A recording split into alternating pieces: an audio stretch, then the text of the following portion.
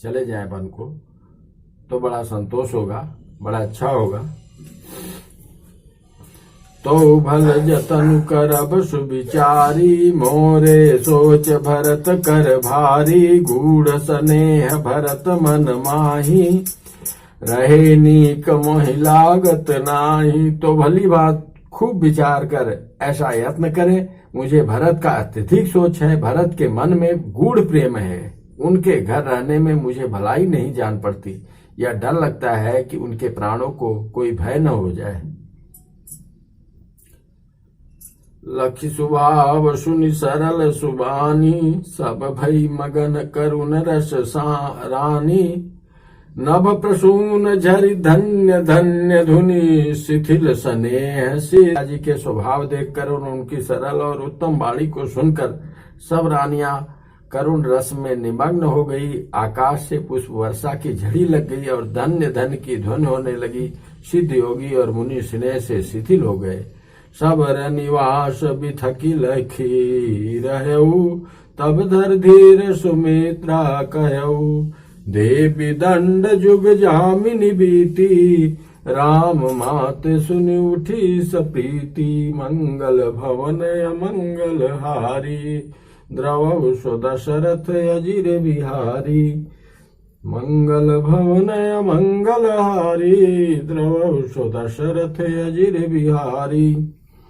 बेगी पाऊ धारी अथलहि, कह स्नेह सती भाई।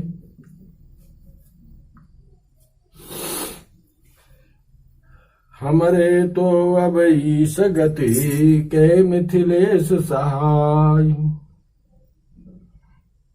मंगल भवन अमंगल हारी, द्रवौ सो दशरथ अजिर बिहारी। लखी स्नेह सुनि बचन विनीता, जनक प्रिया गह पाय पुनीता। देवी उचित यश विनय तुम्हारी, दशरथ घर निराम महतारी। प्रभु अपने नीचहु आदरहि, अग्नि धूम गिर सिर तनु धरहि। कौशल्या जी के प्रेम को देखकर और उनके विनम्र वचनों को सुनकर जनक जी की प्रिय पत्नी ने उनके पवित्र चरण पकड़ लिए और कहा, हे देवी, आप राजा दशरथ जी की रानी और श्री रामचंद्र जी की माता हैं। आपकी ऐसी नम्रता उचित ही है। सेवक राउ करम मन बानी, सदा सहाय महेशु भवानी। प्रभु अपने नीच जनों का भी आदर करते हैं। अग्नि धुएं को और पर्वत तृण घास को अपने सिर पर धारण करते हैं। हमारे राजा तो कर्म मन और वाणी से आपके सेवक हैं और सदा सहायक तो श्री महादेव पार्वती जी हैं। रौरे अंग जोग जग को है, दीप सहाय की दिन कर सोहे। राम जाई बन कर सुर काजू, अचल अवधपुर करी है राजू। अमर नाग नर राम बाहुबल, सुख बसी है अपने अपने थल। यह सब जाग बलिक कही राखा, देवी न होई मुधा मुनि भाखा। अस कही पग परिपेमयति, सिय हित विनय सुनाय। सिय समेत सिय मातु तब, चली सुआय सुपाय। आपका सहायक होने योग्य जगत में कौन है? दीपक सूर्य की सहायता करने जाकर कहीं शोभा पा सकता है? श्री रामचंद्र जी वन में जाकर देवताओं का कार्य करके अवधपुरी में अचल राज्य करेंगे। देवता, नाग और मनुष्य सब श्री रामचंद्र जी के भुजाओं के बाहुबल पर अपने अपने स्थानों लोकों में सुखपूर्वक बसेंगे। यह सब याज्ञवल्क्य मुनि ने पहले से ही कह रखा है। हे देवी, मुनि का कथन व्यर्थ झूठा नहीं हो सकता। ऐसा कहकर बड़े प्रेम से पैरों को पकड़कर सीता जी को साथ भेजने के लिए विनती करके और सुंदर आज्ञा पाकर तब सीता जी समेत सीता जी की माता डेरे को चली। प्रिय परिजन ही मिली बेदेही, जो जही जोग भांति तही तेही, तापस बेश जानकी देखी, भाषब विकल विषाद विषेखी, जनक राम गुरु आय सुपाई, चले थलहि सिय देखी, आई लीन लाई उर जनक जानकी, पाहुनि पावन प्रेम पान की। जनक जी श्री रामचंद्र जी के गुरु वशिष्ठ जी की आज्ञा पाकर डेरे को चले और आकर उन्होंने सीता जी को देखा। जनक जी ने अपने पवित्र प्रेम और प्राणों को पावनी जानकी जी को हृदय से लगा लिया।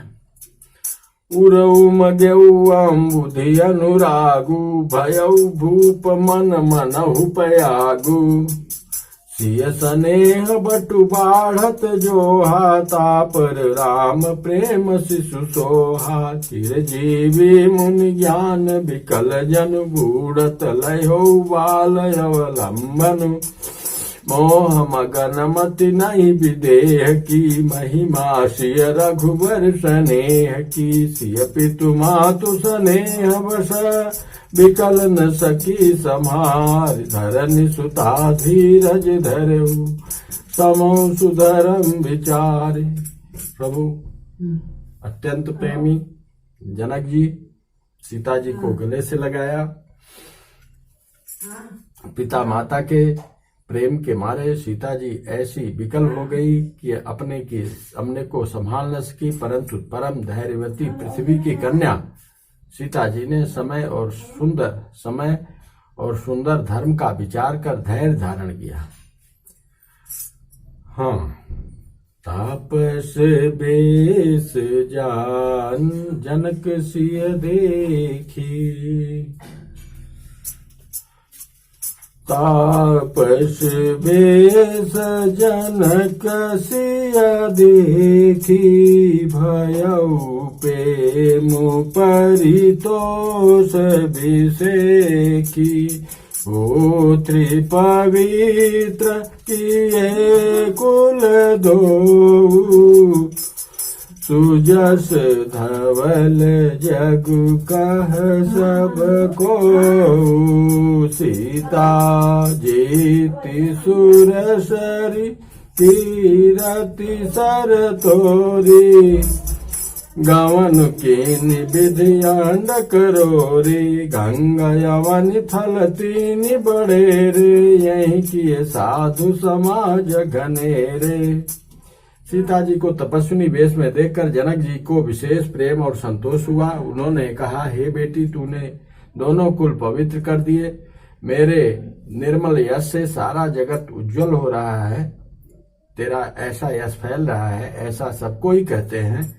तेरी कीर्ति रूपी नदी देव नदी गंगा जी को भी जीतकर, जो एक ही ब्रह्मांड में बहती है, करोड़ों ब्रह्मांडों में बह चली है। गंगा जी ने तो पृथ्वी पर 3 ही स्थानों हरिद्वार, प्रयागराज और गंगा सागर को बड़ा तीर्थ बनाया, पर तेरी इस कीर्ति नदी ने तो अनेकों संत समाज रूपी तीर्थ स्थान बना दिए।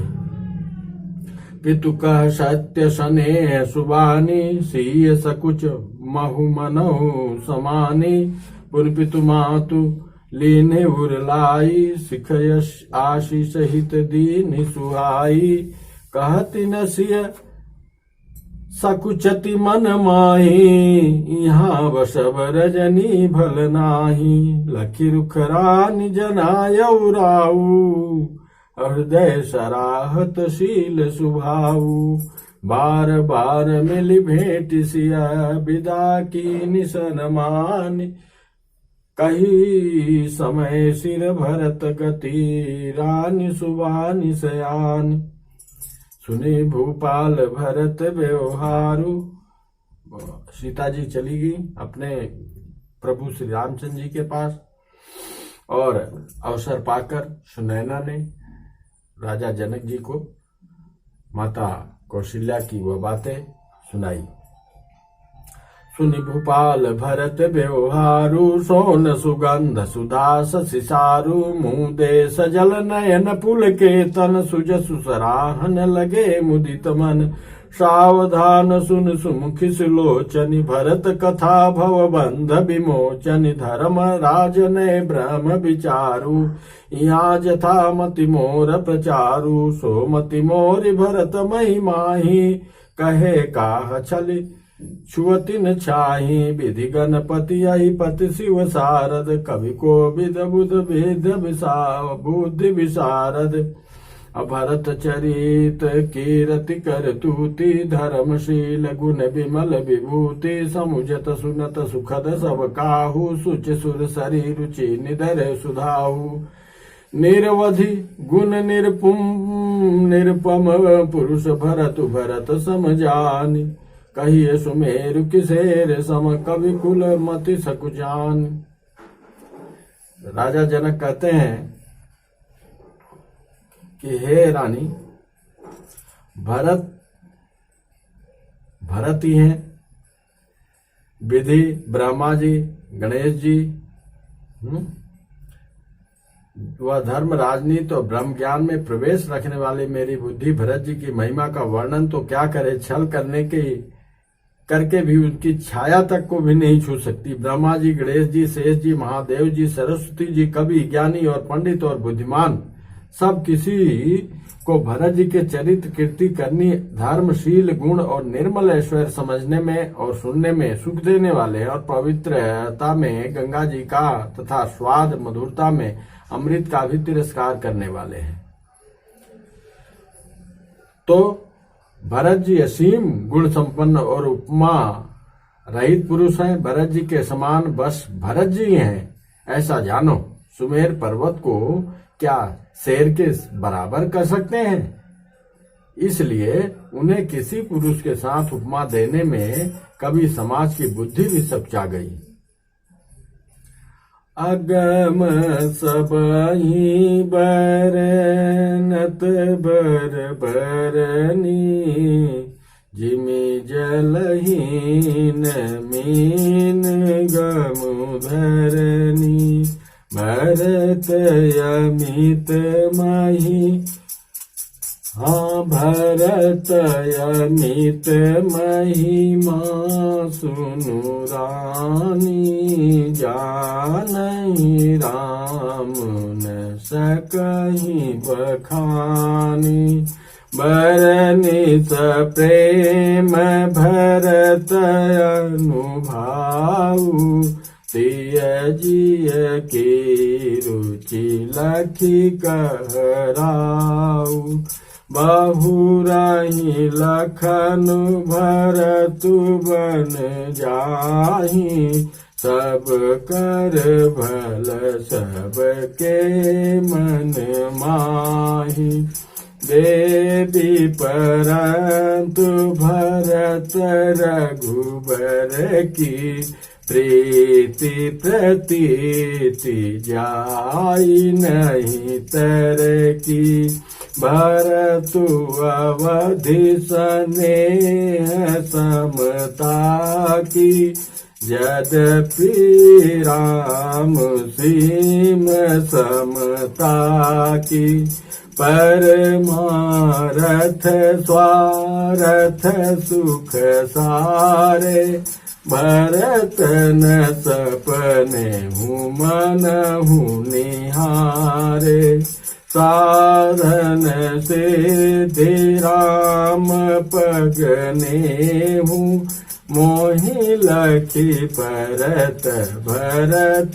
मत हूँ मंगल भवन मंगल हारी द्रवहु सो दशरथ अजिर बिहारी भोरहु भरत न पेली हहीं मन सहु राम रजाई करियन सोच स्नेह बस काहेउ भूप बिल खाई राम भरत गुण गणत सप्रिय प्रीति निस दंपति पलक सम बीती राज समाज प्रात जुग जागे न्याय न्याय सुर पूजन लागे ये नहाय गोरु पाहि रघुराई बांधे चरण बोले रुख पाई नाथ भरतपुर जन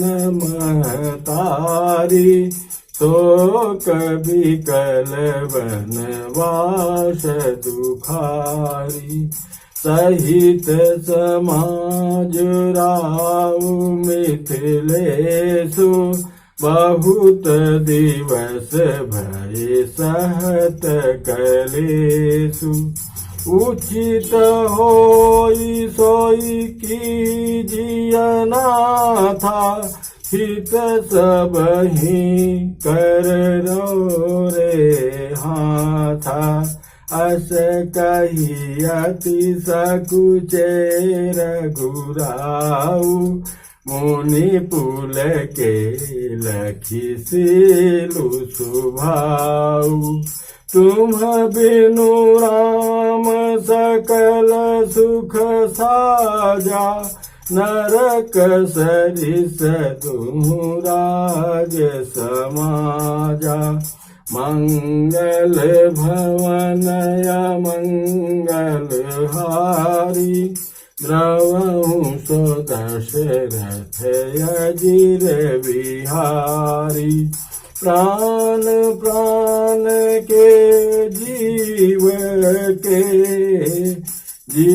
सुख के सुख राम तुम तजितात सोहात गृह जिनहि तिनहि विधि बाम तो सुख करमु धरमु जरि जाऊ ज्ञान राम पद पंकज भाऊ जोग कुजोग ज्ञान ज्ञानु जह नहीं राम प्रेम परदानु तुम बिनु दुखी सुखी तुम तेहि तुम जानहु जिया जो जय केहि राहुर आयसु सिर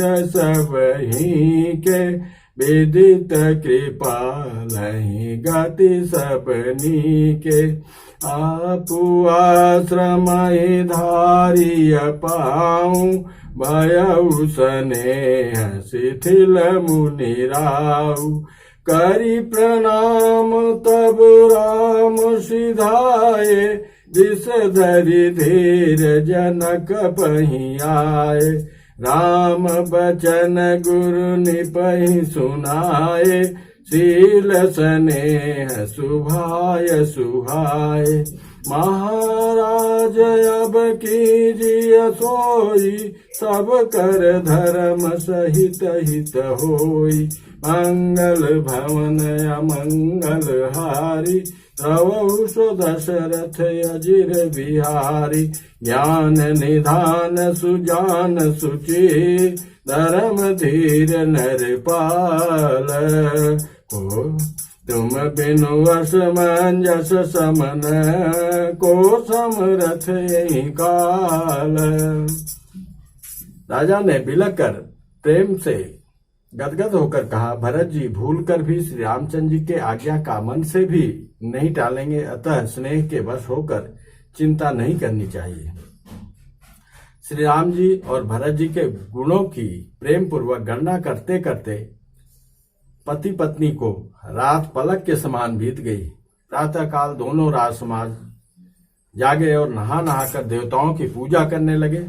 श्री रघुनाथ जी स्नान करके गुरु वशिष्ठ जी के पास गए और चरणों की वंदना करके उनका रूप पाकर बोले, हे नाथ भरत, अवधपुर वासी तथा माताएं सब शोक से व्याकुल और वनवास से दुखी हैं।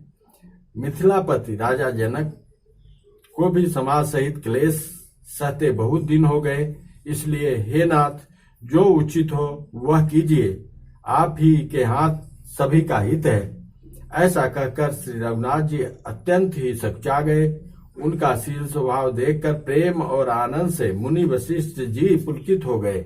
उन्होंने खुलकर कहा, हे राम, तुम्हारे बिना घर बार आदि संपूर्ण सुखों की साज दोनों राज समाजों को नरक के समान है। हे राम, तुम प्राणों के भी प्राण, आत्मा के भी आत्मा और सुख के भी सुख हो। हे तात, तुम्हें छोड़कर जिन्हें घर सुहाता है उन्हें विधाता विपरीत है। जहाँ श्री रामचंद्र जी के चरण कमल में प्रेम नहीं है, वह सुख, कर्म और धर्म जल जाए। जिसमें श्री राम प्रेम की प्रधानता नहीं है, वह योग, कुयोग और सब ज्ञान अज्ञान है। तुम्हारे बिना ही सब दुखी हैं और जो सुखी है वही तुम्ही से सुखी है। जिस किसी के जी में जो कुछ है तुम वह सब जानते हो। आपकी आज्ञा सभी के सिर पर है। कृपालु, आपको सभी की स्थिति अच्छी तरह मालूम है, अतः आप आश्रम को पधारिए। इतना कहकर मुनिराज स्नेह से शिथिल हो गए। तब श्री रामचंद्र जी प्रणाम करके चले गए और ऋषि वशिष्ठ जी धीरज धरकर जनक जी के पास आए।